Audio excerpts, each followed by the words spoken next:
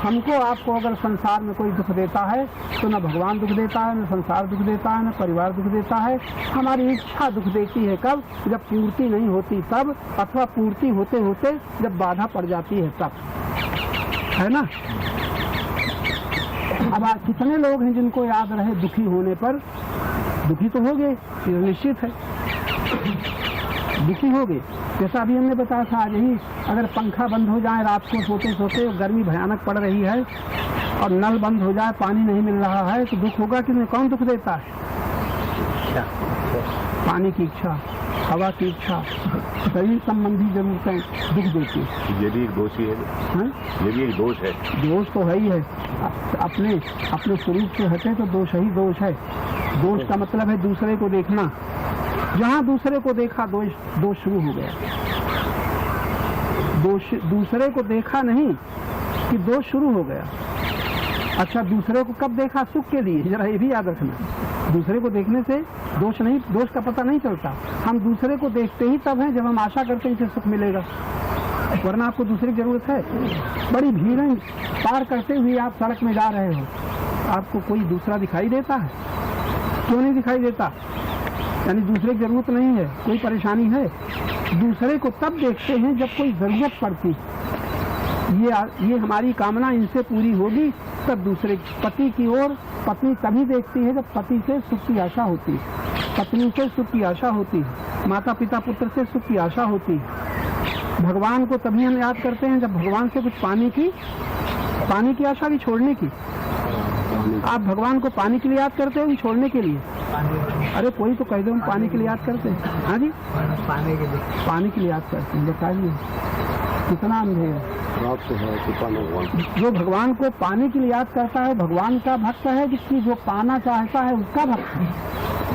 क्या सर? इच्छा का हम भगवान से पाना चाहते हैं उसके हम प्रेमी हैं, भगवान के प्रेमी नहीं हैं। अगर भगवान से जो पाना चाहते हैं वो न मिले तो हुआ करो भगवान तुम हमारे काम के नहीं है, ये कामना है। अब भगवान की बात सुनो, जिनसे तुम पाना चाहते हो भाई स्वतंत्र हो। भगवान नहीं कहते तुम परतंत्र हो अपनी कामना से, और कामना न होती तो स्वतंत्र होते। और कामना रखते हो और फिर स्वतंत्रता की इच्छा करते हो, शांति की इच्छा करते हो, तो भगवान कहते हैं तुम इच्छा को छोड़ दो, कामना को छोड़ दो। कामना को छोड़ दो, तुम स्वतंत्र हो जाओगे। कामना न छूटेगी तो हरिद्वार आए हो, जहाँ फिर कामना है फिर घर जाओगे, संबंधियों से मिलोगे, फिर तो न तुम्हें तीर्थ शांति दे सकते हैं, न गुरु शांति दे सकते हैं, न भगवान शांति दे सकते हैं। अगर भगवान की मानो, भगवान कहते हैं क्यों दौड़ भाग करते हो? जहाँ हो वही कामना छोड़ दो। क्या सुना?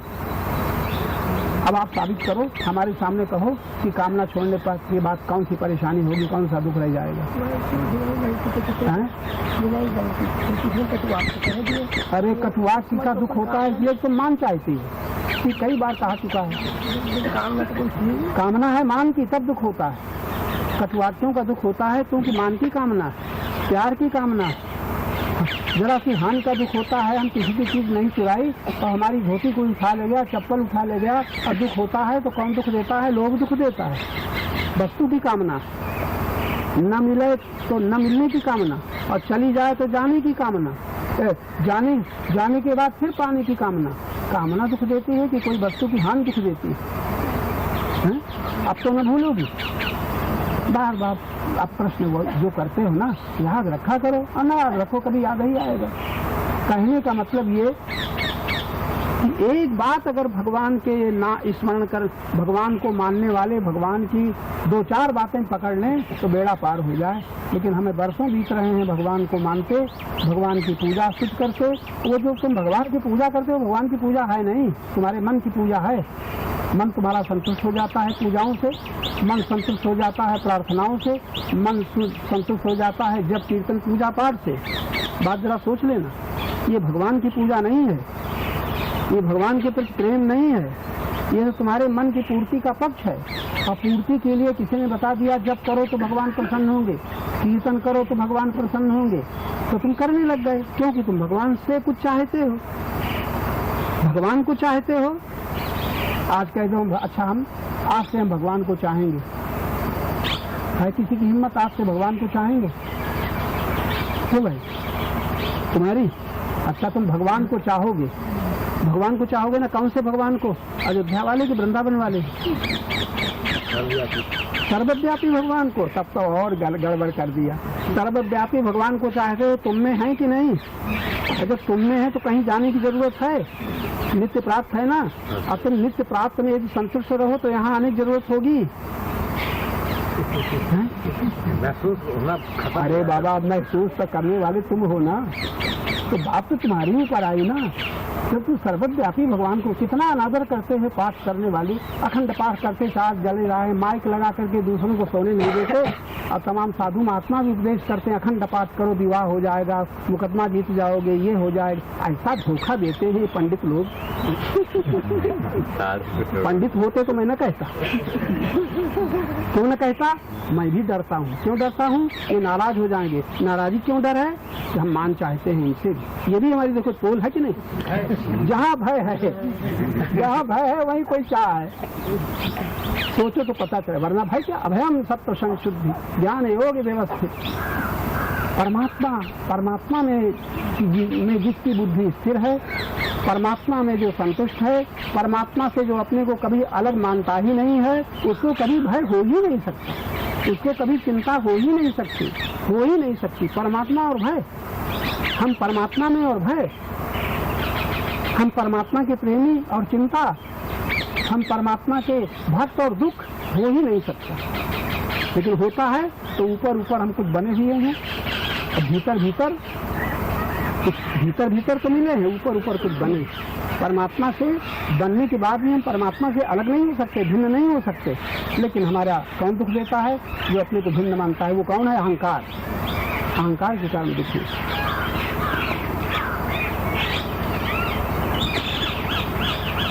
बड़ी अच्छी बात आज अभी सुनी, ज्यादा कहने पर गड़बड़ न हो जाए। जब अभी या कभी 10 बरस बाद याद रखना, जब कोई इच्छा उत्पन्न हुई तो संकल्प तुम्हारे भीतर होगा। संकल्प से तुम बच नहीं सकते। पहले इच्छा होती है। इच्छा क्यों होती है?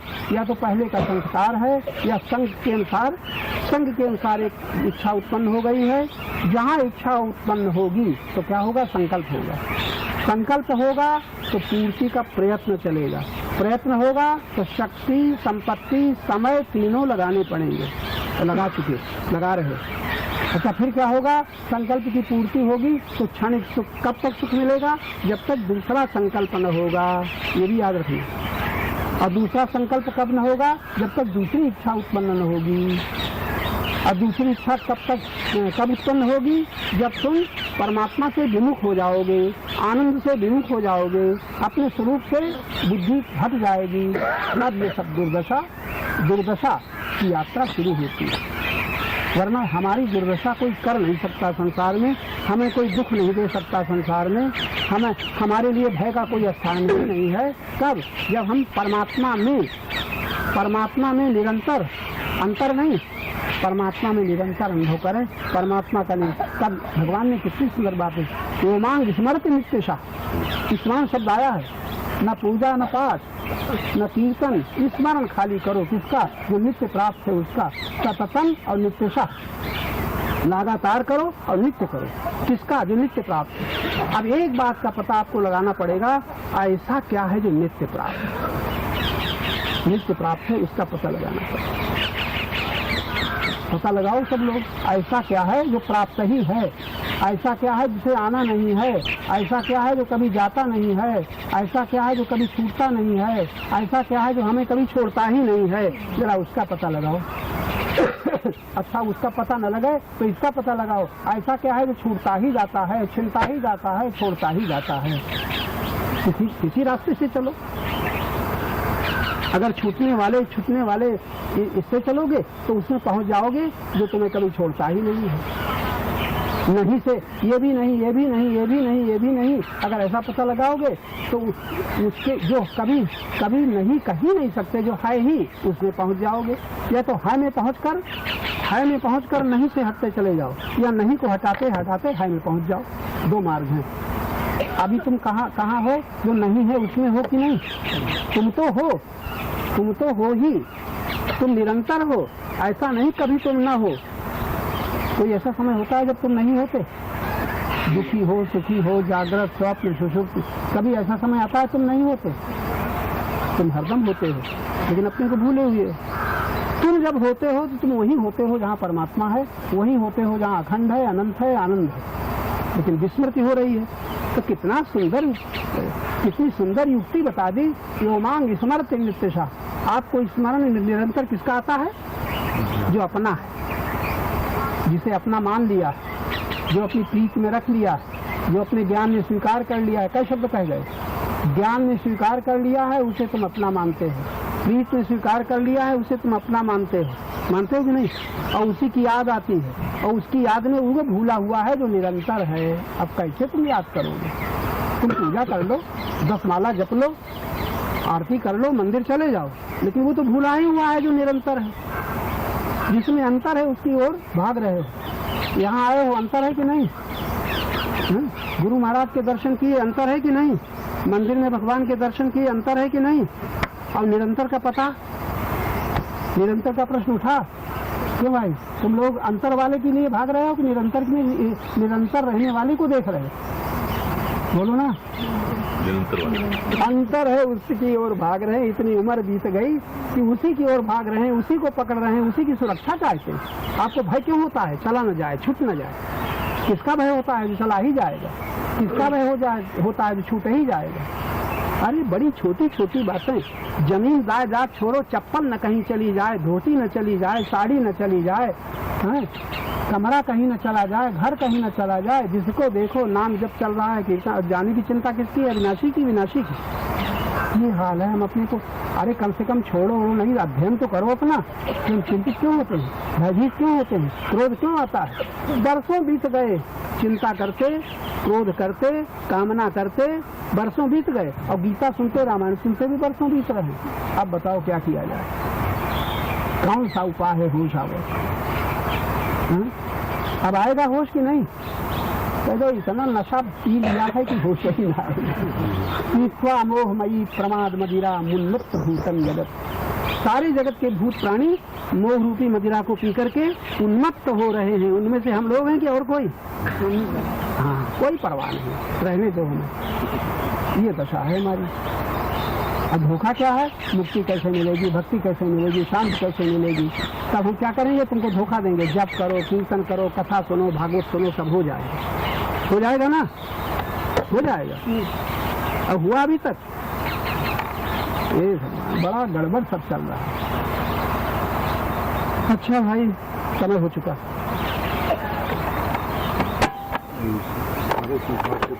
के लिए याद रहेगा? आप लोग बड़ा धोखा खाते हो। अभी हम कई बार बता चुके हैं, याद नहीं रहता। काहे आए हो? आपके दर्शन के लिए। दर्शन से क्या होगा? दर्शन से क्या होगा?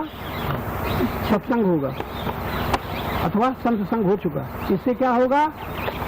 क्या होगा? विवेक होगा। विवेक से क्या होगा? मोह भ्रम। बस 2 चीजें हटानी है आपको, मोह और भ्रम। बुद्धि का मोह हटाना है, मन का भ्रम हटाना है। इतना काम तुम कर डालो, फिर हम सब कर डालेंगे। बचा क्या? नहीं, अगर हमारे पास आते हो, ये तुम्हारा काम तुम कर डालो कि हमारे ऊपर सब छोड़ दो। फिर तो कुछ छोड़ना रहेगा नहीं। बड़ा गड़बड़।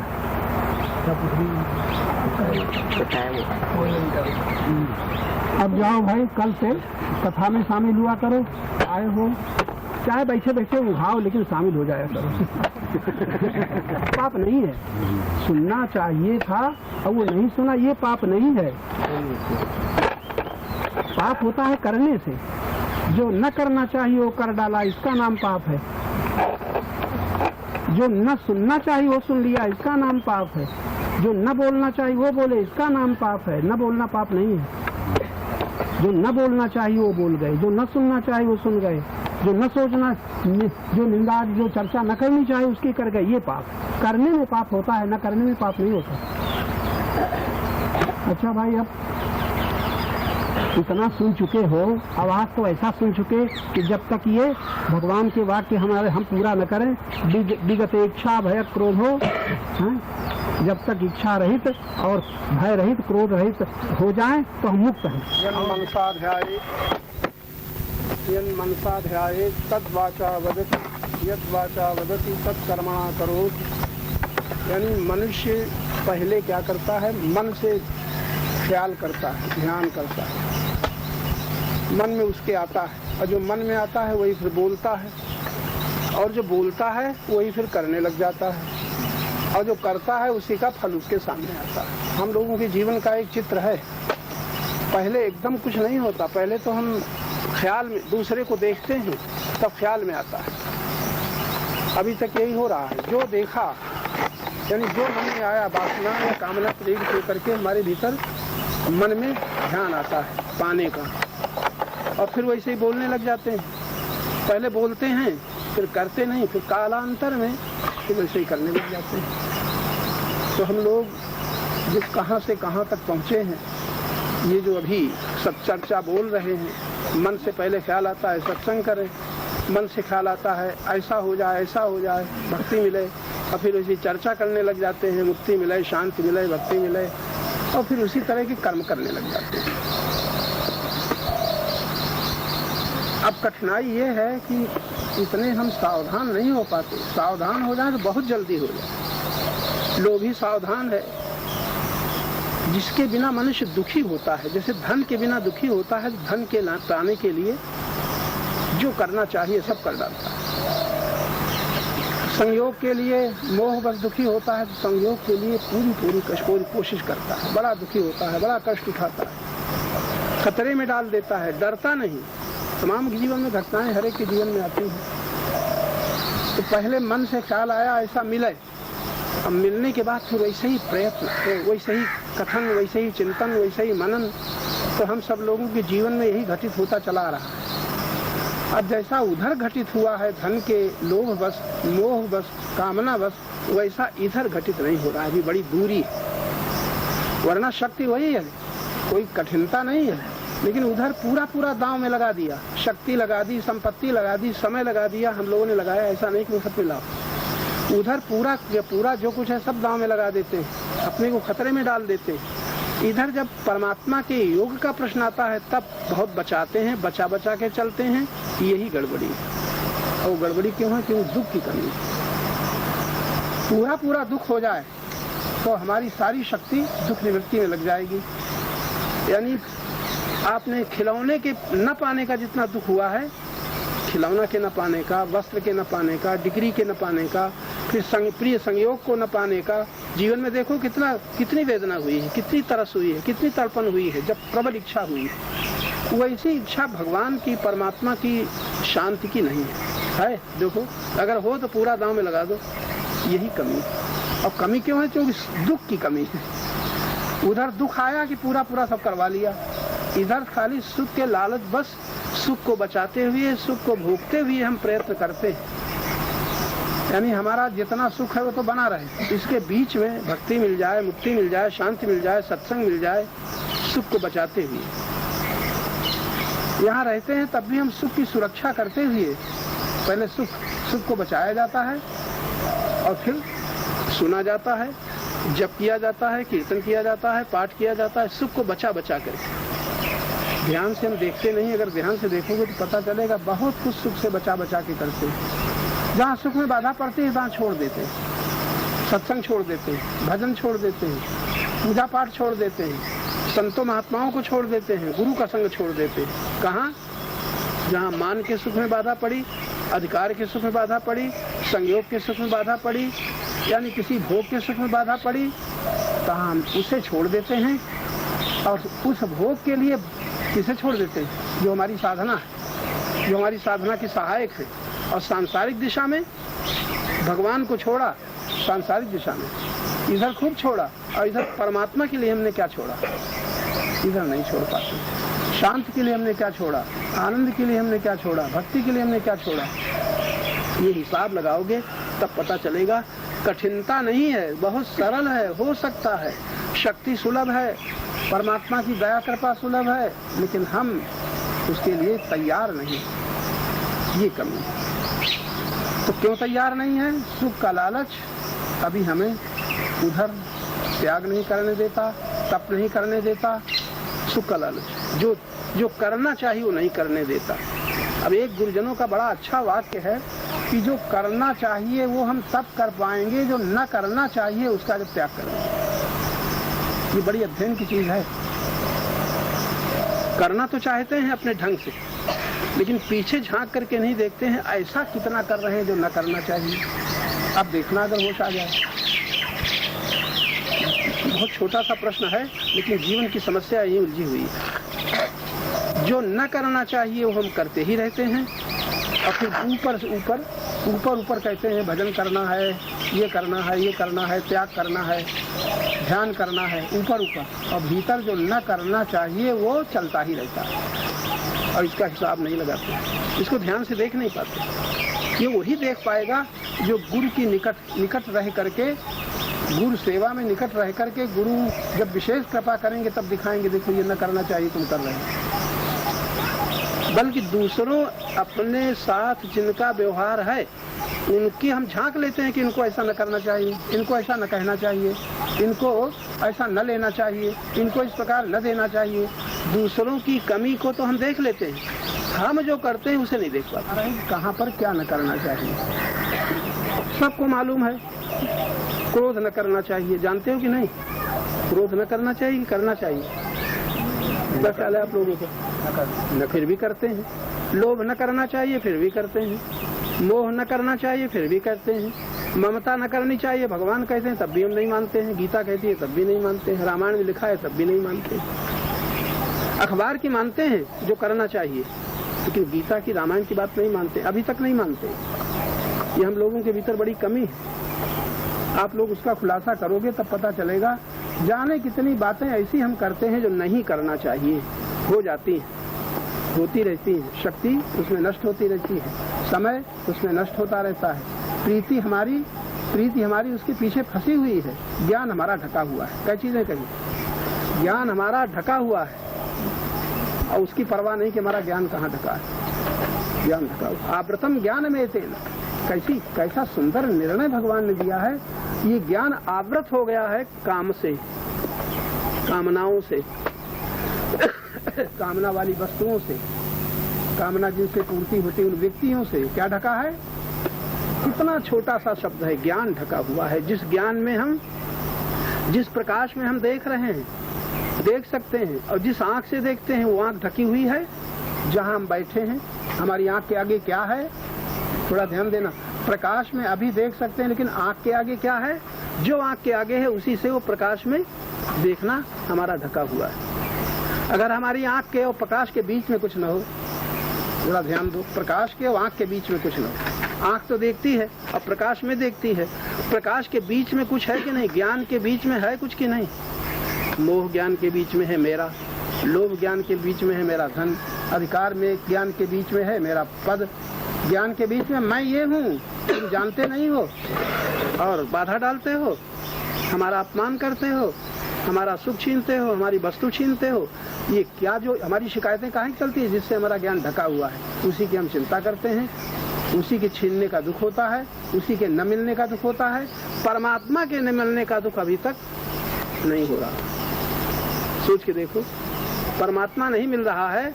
मंदिर में जाते हुए, तीर्थों में जाते हुए इसका हमें दुख नहीं है, लेकिन पुत्र न मिले, पत्नी न मिले, पति न मिले, चप्पल न मिले, साड़ी जूता न मिले, तो जिसको चाहते हो पूरे हृदय से वो न मिले, तो ऐसा दुख भगवान के, परमात्मा के न मिलने का है किसी को? क्या ख्याल है आपको? बड़ी सीधी सी बात है। और वही दुख हमारे भीतर है।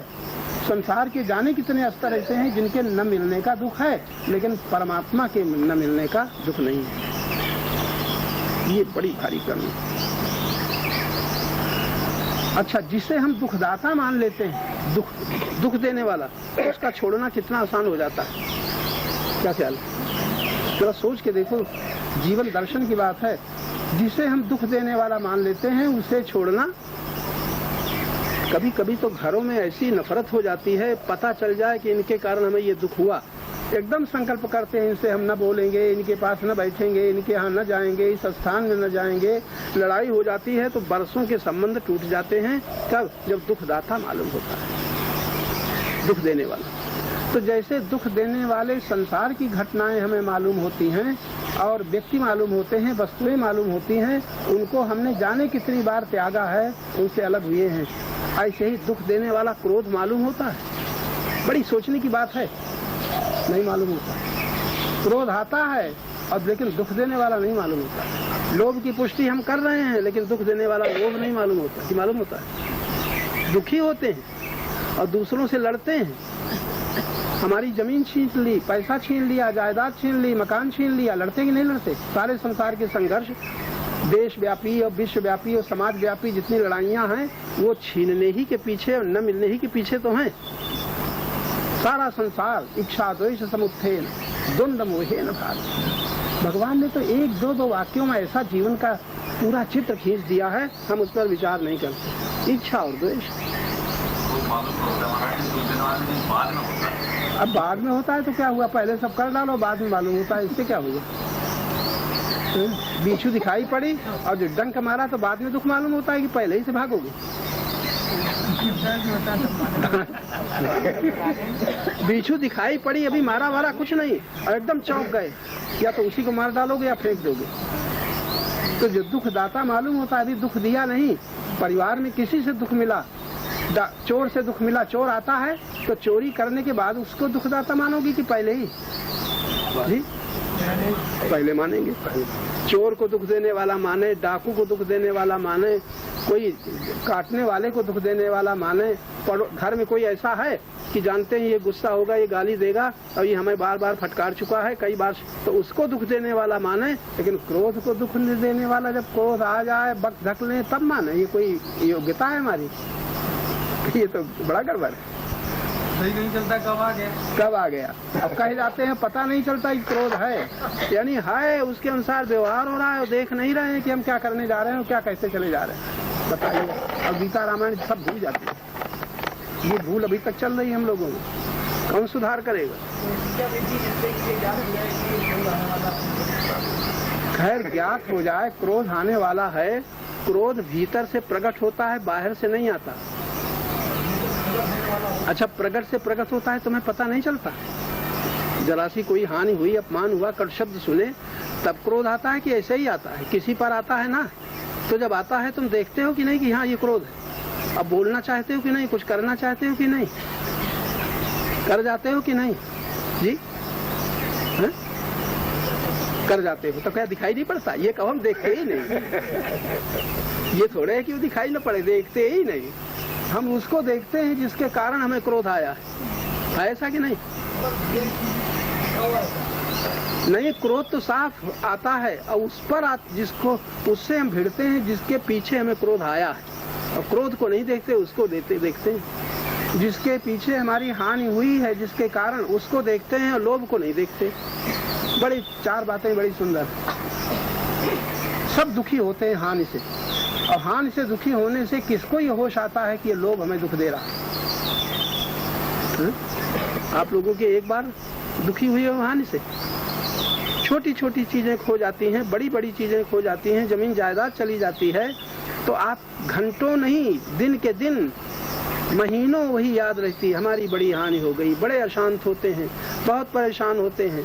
फिर और हिंसात्मक क्रियाएं भी चलती हैं, ये चलती, लेकिन याद आता है कौन दुख दे रहा है? लोग। ये नहीं याद आता कि लोग दुख दे रहा है। क्रोध आता है और ये नहीं याद आता कौन दुख दे रहा। वियोग हो गया किसी प्रिय का, पत्नी का, पति का, पुत्र का, महीनों से दुखी हैं और ये नहीं याद आता कि दुख देने वाला मोह भीतर देखो ये दुख दे रहा है। न दुख देने वाला मोह याद आता है, न दुख देने वाला लोभ याद आता है, और न दुख देने वाला अभिमान याद आता है, न दुख देने वाली कामना याद आती है। याद आती है? जी नहीं आती है। बताओ क्या किया जाए? कौन हमारा सुधार करेगा? कौन हमें मुक्त कर पाएगा? हम पाठ, पूजा, यज्ञ और दान और सत्संग और व्याख्यान सब करते रहेंगे, हम ही दुखी होंगे। और जब दुखी होंगे तो भूल जाएगा क्यों दुखी हो रहे हैं, तुरंत याद आएगा इनके कारण दुखी हो रहे हैं। कितना, और हमारी ये नहीं कि हम मूर्ख हो, पढ़े लिखे हैं, पढ़े लिखे हैं, बहुत लोगों को समझाना जानते हैं, आप लोग भी समझाना जानते हो। लेकिन जब दुख आता है तो किस पर दुख, क्यों दुख आता है? इन्होंने हमारे साथ ऐसा किया, इन्होंने ये लिया, इन्होंने नहीं दिया, याद आता है कि नहीं? उस समय आज से भी अगर बड़ा मुश्किल है याद आना। नहीं हम अपने, ये हमारा लोभ दुख दे रहा है। लोभ बाहर है कि भीतर? और जो धन गया है वो बाहर है कि भीतर? धन बाहर था और लोभ भीतर है। अधिकार बाहर से मिला था, अभिमान भीतर है। संयोग बाहर का था, वियोग हो गया, मोह भीतर है। भीतर हमारे है, उसको देखते नहीं और बाहर भिड़ते हैं, लड़ते हैं। जीवन बीत रहा है इसी में। अब बताओ क्या किया जाए? कौन समझाएगा? दुख की कृपा से मानव का उत्थान। भगवान बुद्ध को होश आया, दुख को भोगा नहीं, उन्होंने पहले ही से देखा। इतना राज्य था, वैभव था, महल थे, दास दासियां थी, इतने भोग सामान थे, और महाराज दुख ने उनको चैन न लेने दिया। ये है दुख दर्शन। एक है दुख भोग। हम दुख भोगते भोगते इतनी आयु बीत गई, अनेकों बार दुख भोगा, और दुख भोगते हुए भी दुख देने वाला दोष हमारे भीतर है, ये याद नहीं रहता। उस दुख का दाता बाहर मान करके ईर्षा, द्वेष, कलह, क्रोध, निंदा, घृणा, ये 6 दोष, 6 अपराध हमसे बनते ही रहते हैं, बनते रहते हैं।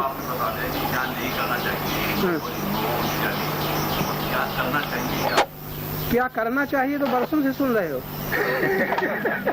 और करते भी हो। जब भी करने लगे, कीर्तन भी करने लगे, पूजा भी करने लगे, सत्संग भी आने लगे, भागवत कथा भी सुनने लगे, सप्ताह सुनने लगे, और जो न करना चाहिए वो चल रहा है पीछे पीछे की नहीं। तो यही बड़ी विचित्र बात है, बड़ी विचित्र बात। तो वो पीछे पीछे चल रहा है। बीच से भी याद आ जाता है। हाँ जी, नए सिरे से बताएं आप। नए सिरे से बताएं? आवाज हम पुराने सिरे से बता रहे हैं। अब ये नया तरीका भाई हमें बताओ कैसा होता है। ये बड़ा विचित्र।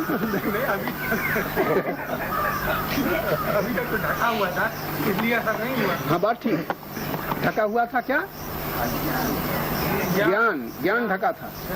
ज्ञान तो मौजूद है, और ज्ञान जिसे ढका है वो हमारी स्वीकृतियां हैं, हमारी मान्यताएं हैं, हमारा मोह है। माना हुआ वस्तु को मान लिया तो ज्ञान ढक गया। किससे? पदार्थों से। व्यक्ति को मान लिया तो ज्ञान ढक गया व्यक्तियों से। अधिकार को मान लिया तो ज्ञान ढक गया पद से। और सुख को मान लिया तो ज्ञान ढक गया सुख देने वाली परिस्थिति से। इसलिए हमारा ज्ञान ही तो ढका है, और ज्ञान मौजूद है, ये नहीं कहीं गया हो। जिस ज्ञान में हम देखते हैं वो ज्ञान ढका है। अब आज इसका दुख है हमें, फिर हम वही लौटेंगे। और सबका दुख है, लेकिन इसका दुख नहीं कि हमारा ज्ञान ढका है। वस्तु के जाने का दुख है, वियोग का दुख है, हानि का दुख है, अपमान का दुख है, जाने कितने दुख हैं। और हम दुखी क्यों रहे हैं? क्योंकि हमारा ज्ञान ढका है। उसमें कहाँ याद आती है? इतनी उम्र बीत गई, जब हम दुखी होते हैं तो कुछ उस समय याद आता है ज्ञान ढका है, हम सही देख नहीं पा रहे, वरना हमें कोई संसार में दुख दे नहीं सकता। परमात्मा के पास दुख है ही नहीं, देगा कहाँ से?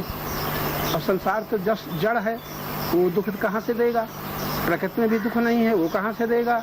दुख तो हम ज्ञान ढका है इसलिए मान लेते हैं, वरना का उनको सुख दुख कर दाता।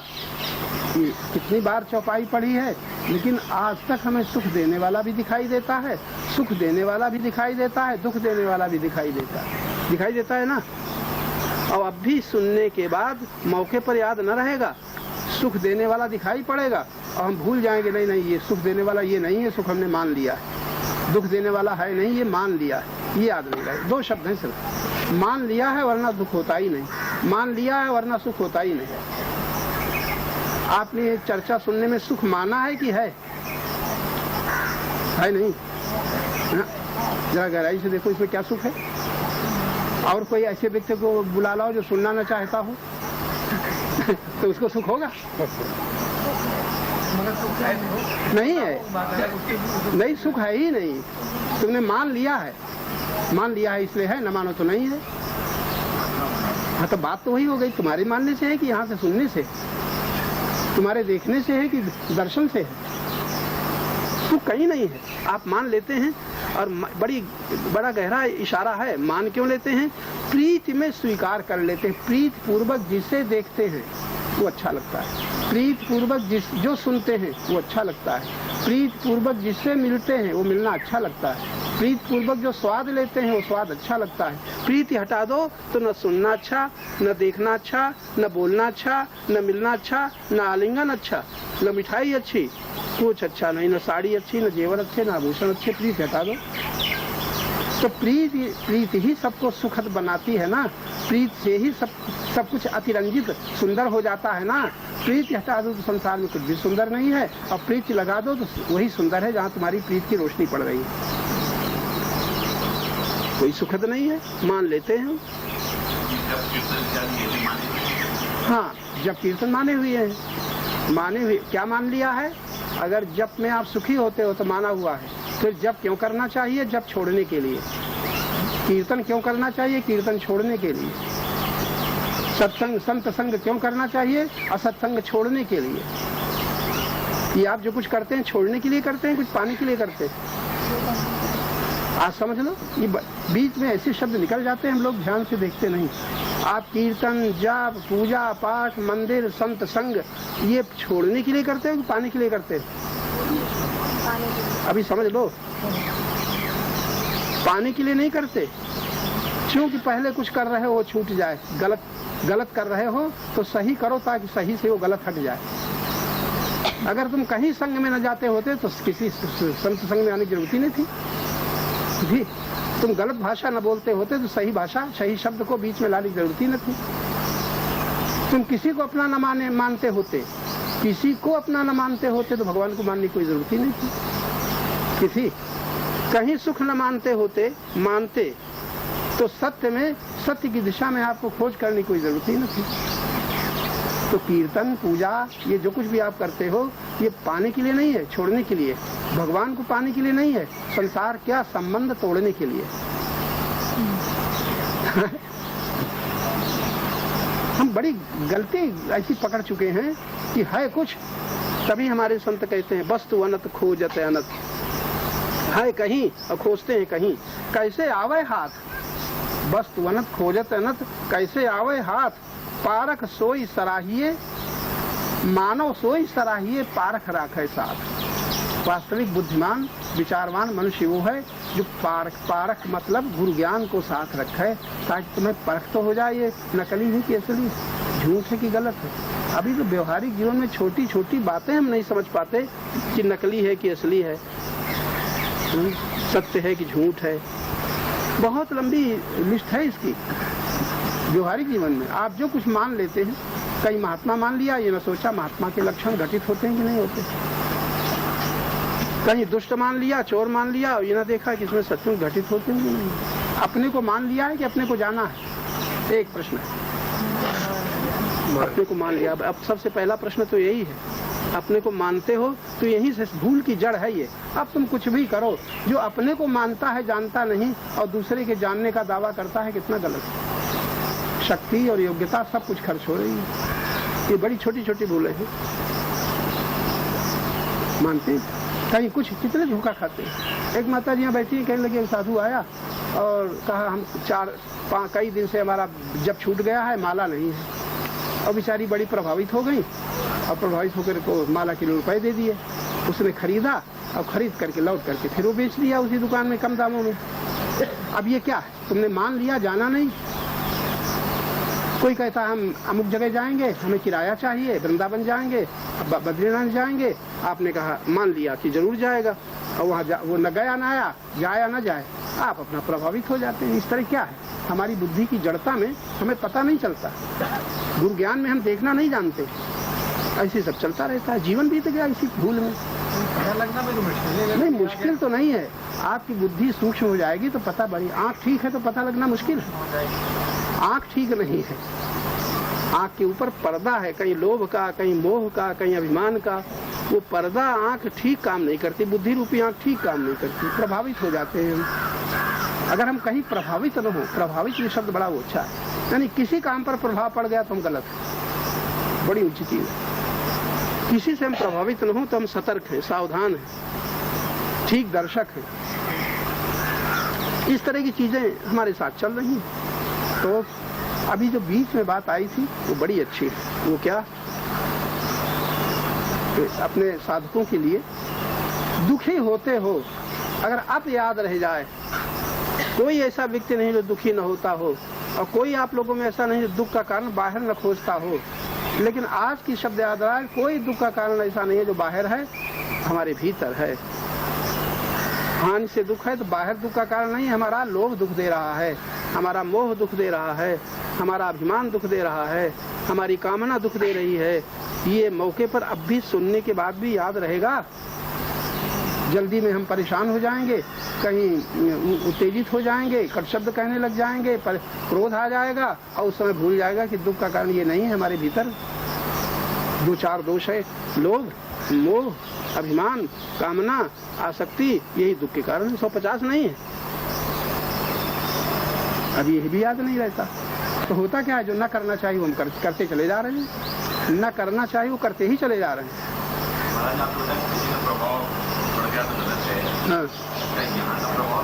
हाँ, यहाँ का प्रभाव आप पर पड़ा तो गलत है। यहाँ का प्रभाव क्या पड़ा? आपने जो सुना, तो जो सुना तो किसके प्रभाव को स्वीकार करते हो? ये अमुक व्यक्ति, अमुक महात्मा, अमुक संत बोल रहे हैं, बड़ा अच्छा बोलते हैं, अमुक व्यक्ति बड़ी अच्छी रामायण कहते हैं, अमुक व्यक्ति बड़ी अच्छी भागवत कहते हैं। तो कहने वाले, बोलने वाले का प्रभाव पड़ा, और जो बोला वो सत्य बोल रहा है कि और कुछ? तो सत्य का प्रभाव पड़ा कि व्यक्ति का? बात तो गड़बड़ हो गया। अब दौड़े दौड़े घूमेंगे। बड़ी चोरियां हैं, इतनी छिपी हुई चोरियां कि हम स्वतंत्रता की भूमिका में भी हैं ही नहीं, इतने परतंत्र बने हुए हैं। बल्कि इसमें हमारा घाटा है, अगर हमारा प्रभाव न पड़ेगा हमारे पास आना ही बंद कर दोगे।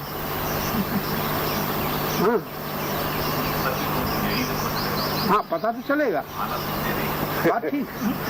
तो कहीं गड़बड़ न करना, आते रहना।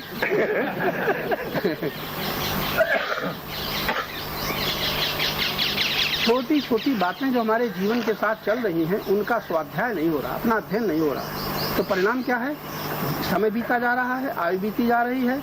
और हमारे भगवान कहते हैं मृत्यु के पहले प्राक शरीर विमोक्षणात्, काम, क्रोध, लोभ के वेगों को, इनके जो वेग आते हैं जो हमारी शक्ति को चौपट कर देते हैं, हमें बहिर्मुख बना देते हैं, हमें किसी का दास बना देते हैं, इन वेगों को तुम रोक लो शरीर छूटने के पहले। ये है विजय। बाहर के शत्रुओं पर विजय प्राप्त की विजय नहीं है, ये तो बहुत छोटी बात है। अंतर के शत्रुओं पर हम विजय प्राप्त कर लें तो हमारी जो शक्ति पशु नष्ट कर रहा है, राक्षस नष्ट कर रहा है, दानव नष्ट कर रहा है, उससे हम मुक्त हो सकते हैं। इसकी हमें चिंता नहीं, इसका हमें दुख भी नहीं। ये गड़बड़ी।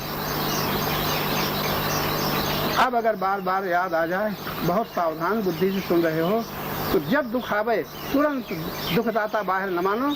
दुखदाता लोभ है। हानि से दुखी हो तो लोभ, अपमान से दुखी हो तो अभिमान, वियोग से दुखी हो तो मोह, और कमी से दुखी हो, न इच्छा पूर्ति न होने से दुखी हो तो काम। इतने दोष हैं, 150 नहीं। तब क्या करोगे? तब फिर अपनी ओर लौटोगे। अपनी ओर लौटोगे तो आपका जो कर्म बन जाता है दूसरों से संघर्ष में, वो कर्म न बनेगा जिसका परिणाम आगे चल करके हर एक आदमी को भोगना पड़ रहा है। पहले कर्म बने हैं, आज भी हम भोग रहे हैं, आगे बनेंगे, आगे भी भोगेंगे। इस भोग से हम बच सकते हैं कब? जब दूसरे को न देख करके अपने ऊपर दृष्टि रखे, तब। ये बड़ी सरल युक्ति है। द्वेष इसलिए होता है कि हम इच्छा करते हैं। जरा सोचो, हम इच्छा न करें धन की, मान की, बड़े मकान की, मोटर की, कार की, पड़ोसी कार बहुत बढ़िया आ गई, पड़ोसी का मकान बड़ा अच्छा बन गया, तो द्वेष होगा कि नहीं? द्वेष होता है जब हम वस्तुओं को देखते हैं, अपनी इच्छा के खिलाफ जब देखते हैं, हमारी इच्छा की पूर्ति में जो बाधक दिखाई देता है, तब हमें द्वेष होता है। हम ये कैसे, इनके पास ऐसा कैसे, ये द्वेष होता है। और द्वेष वस्तुओं का नहीं होता, मान के पीछे होता है। हमारी पूजा इतनी कम, इनकी पूजा ज्यादा, हमें इतना सिंहासन, इनको इतना बड़ा सिंहासन, हमारे लिए कोई स्थान ही नहीं। आसनों के पीछे ऊंचा नीचा का भेद करके जगत गुरुओं में, मंडलेश्वरों में बैठते हैं, तो एक साथ आरती उठना चाहिए, नहीं कि पहले उनकी हो। पहले उनकी हो गई, तुम पीछे पड़ गए। अगर 10 मंडलेश्वर की 10 महंतों की पूजा करना है, 10 आदमी आरती लेके बैठे, एक साथ उठाएं, ताकि भेद ना जाए कि उनकी पहले हमारी पीछे। बताइए, इतनी दरिद्रता अहंकार में है, क्या कहा जाए? तो तुम गृहस्थ आश्रम में नहीं, हम इस वेश में भी मान के पीछे हम परेशान होते हैं, नाम के पीछे हम परेशान होते हैं। अहंकार दरिद्र है, भिखारी है, और उसका पता चलता नहीं।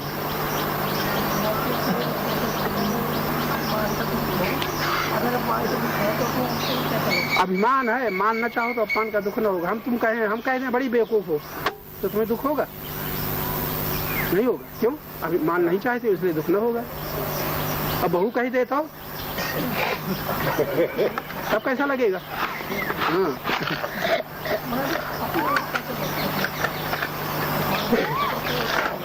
अब मान को छोड़ो, मान मत चाहो, तुम चाहो नहीं तुम्हें कोई दुख दे नहीं सकता, चाहोगे तो तुम्हें दुख होगा ही। सहजम कर्म से क्या?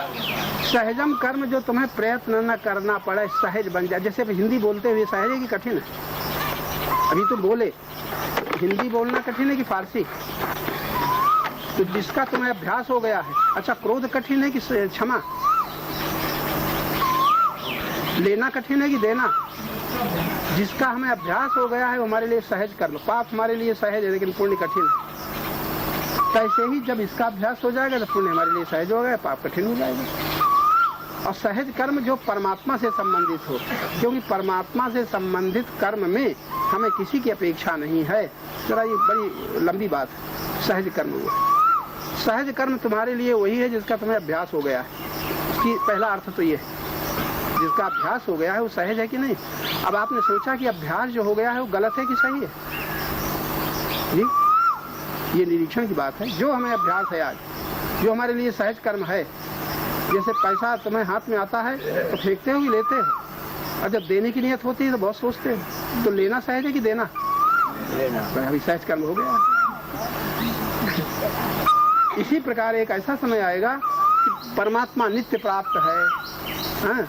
हम परमात्मा से बिल्कुल मिले हुए चेतन स्वरूप हैं, ये सहज हो जाएगा।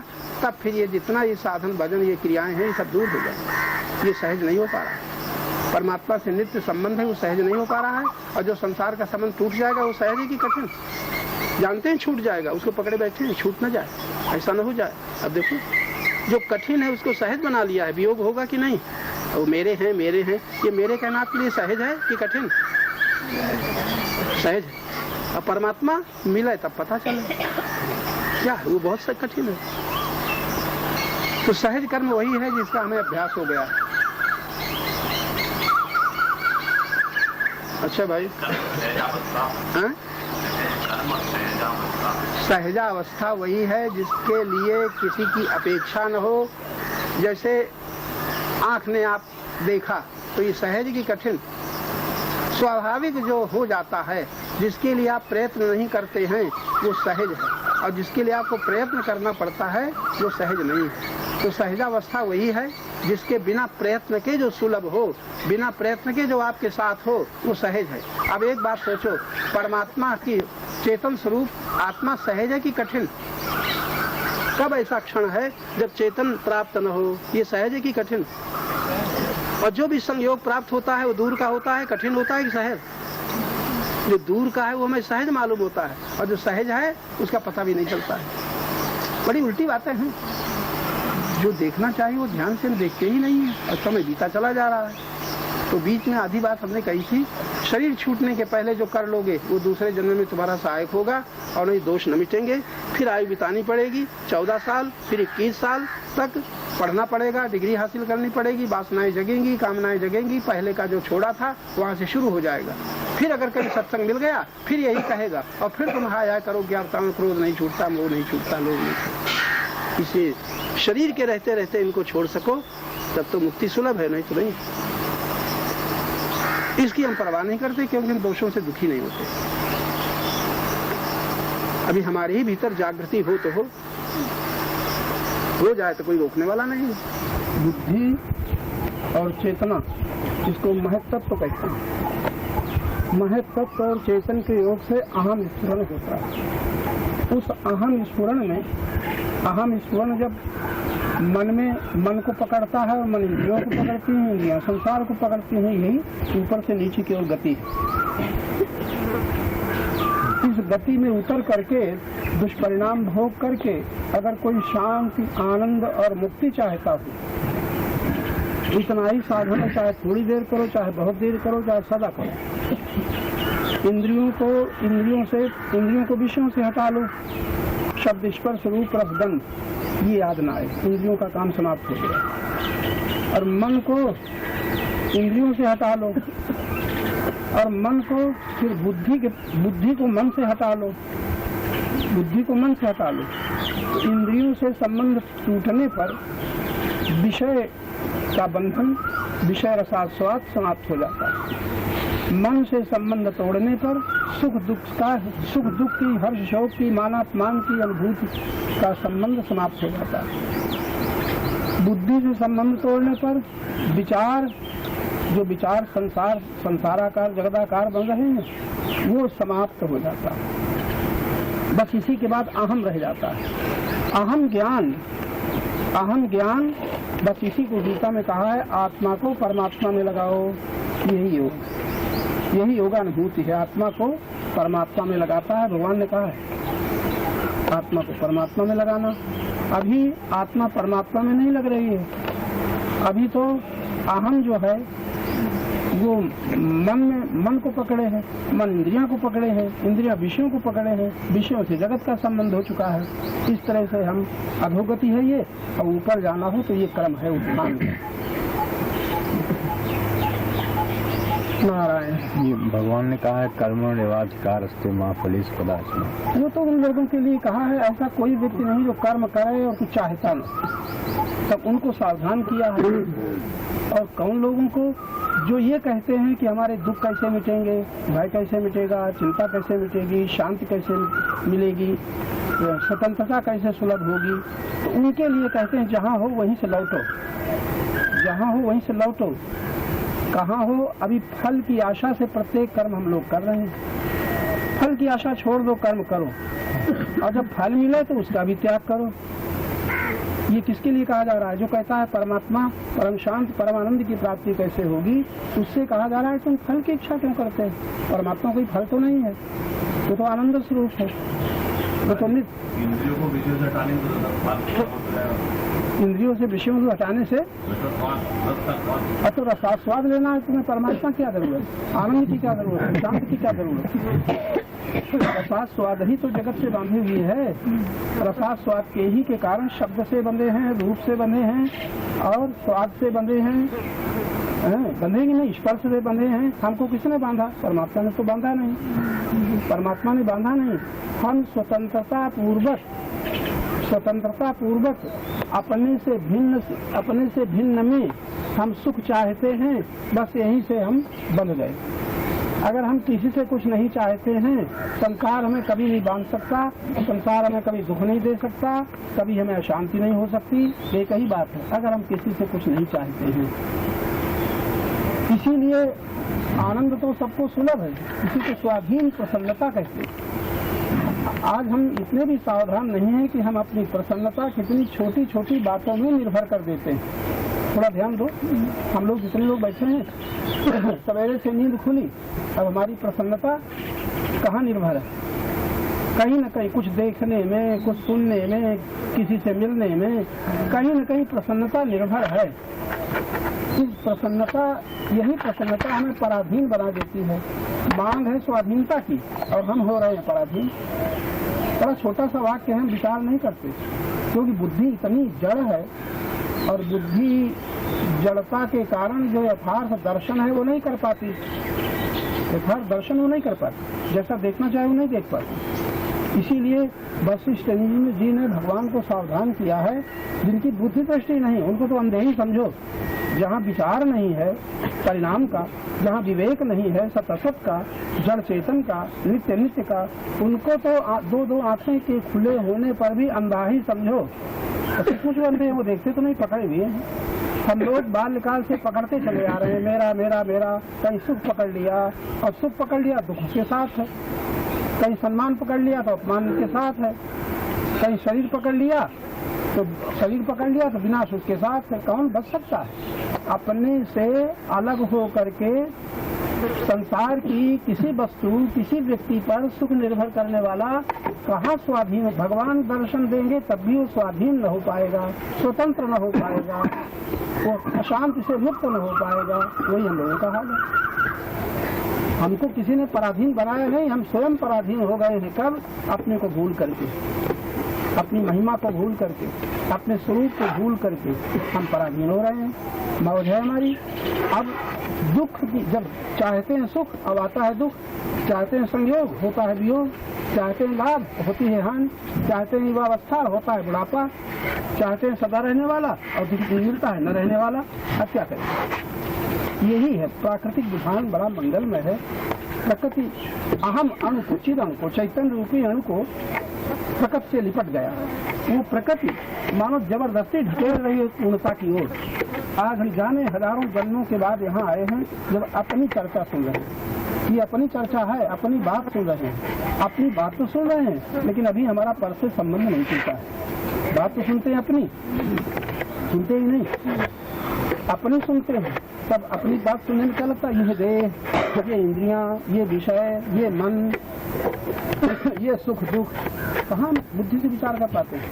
बुद्धि नहीं है तो बुद्धि न होने के कारण जो देखना चाहिए वो नहीं देख पाते, जो पकड़ना चाहिए न पकड़ना चाहिए वो हम पकड़े दिए। जहाँ मेरा कहा हम पकड़ लिए। आज तक मेरा हमारा छूटा, मेरा हमारा छूटा। कितनी गीता सुनी, कितनी भागवत सुनी, कितनी बार रामायण पढ़ी, गुरु के संग में बैठे, मेरा अभी तक नहीं छूट रहा। अब बताओ कौन मुक्त करेगा? कोई मुक्त न करेगा। मेरा जितनी देर मेरा छोड़ दे हम मुक्त हो जाएंगे, चाहे घंटा भर, चाहे एक दिन, और चाहे महीना भर, और चाहे पूरा जीवन। मेरा छूट जाए हम मुक्त हो गए, और मेरा आ गया हम बंधन में पड़ गए। कितनी सरल मुक्ति, वो सोचो आप लोग। छूटता नहीं, छोड़ते नहीं। कौन वस्तु तुम्हें पकड़े? तुम वस्तु को पकड़े हो कि वस्तु तुम्हें पकड़े है? तुम मेरा तन कहते हो कि तन भी कहता है हम तुम्हारे। तुम कपड़ों को मेरा कहते हो, कपड़े कहते हैं हम तुम्हारे। तुम मकान भून भवन को कहते हो कि मकान भून भवन कहते हैं हम तुम्हारे। कोई कहीं से आवाज आती है? एक बात तुम कह सकते हो कि पुत्र कहता है हम तुम्हारे पुत्र हैं। वो पुत्र जो कहता है वो भी तो नहीं जानता है, मेरे का उसे ज्ञान पता नहीं है। तो किस पत्नी कैसी है? हम तुम्हारी हैं। पत्नी से पूछो तुम हमारी किस बात पे हो? अपने देह को सामने रख रही है, तुम्हारी है। तो जिस पत्नी का देह पर अधिकार न हो, जिस पति का देह पर अधिकार न हो, देह जो बदलती चली जा रही हो, उस देह को दिखा करके कोई पत्नी कहे पति से हम तुम्हारी हैं, और कोई पति कहे पत्नी से कि हम तुम्हारे हैं, महामूर्खता है। और दोनों भूले हुए एक दूसरे के झूठ पर विश्वास कर रहे हैं कि नहीं? कर रहे हैं कि नहीं? कहाँ से आवाज आई कि हम तुम्हारे? कहीं आवाज नहीं आती। आवाज तो आती है लेकिन जिससे आवाज आती है वो खुद उसको पकड़े हुए है जो उसका नहीं है। ऐसा कि नहीं? तो छूटता नहीं कि छोड़ते नहीं? ये आसक्ति के कारण नहीं छूटते। अरे भाई मेरा कहा नहीं कि शक्ति हो गई, आसक्ति हो गई। मेरा कहा नहीं कि चाहा जितना हम ज्ञान की बातें सुने, भागवत गीता सुने, ये मेरा जब तक न छूटेगा तब तक ममेति परमं दुखम निर्ममेति परम सुखम। इसे बाहर कुछ नहीं त्याग करना। घर का त्यागी त्यागी न होगा, धन का त्यागी त्यागी न होगा, परिवार छोड़ करके हिमालय गुफा में जाने वाला भी त्यागी न होगा। त्यागी तो वही होगा जो अपना कुछ नहीं मानता, अपना कुछ। निर्ममो निरहंकारा। जब ममता न रहेगी तो अहंकार रहित हो जाएगा। बड़ा छोटा सा शब्द भगवान का है। ममता रहते अहं के आकार से हम रहित नहीं हो सकते। कुछ भी करें, पढ़ें लिखें, जप करें, तप करें, तीर्थ जाएं, मंदिर में बैठे, मंदिर बनवा डाले, भगवान के दर्शन करें। अर्जुन कर रहे थे, दुर्योधन कर रहे थे, लाखों आदमी कर रहे थे, लेकिन ममता थी भीतर, भगवान थी बाहर। भगवान का ज्ञान घुस रहा था। निर्ममो निरहंकारा। जब ममता न रहेगी तब आकार समाप्त हो जाएंगे। कितना सरल उपाय है।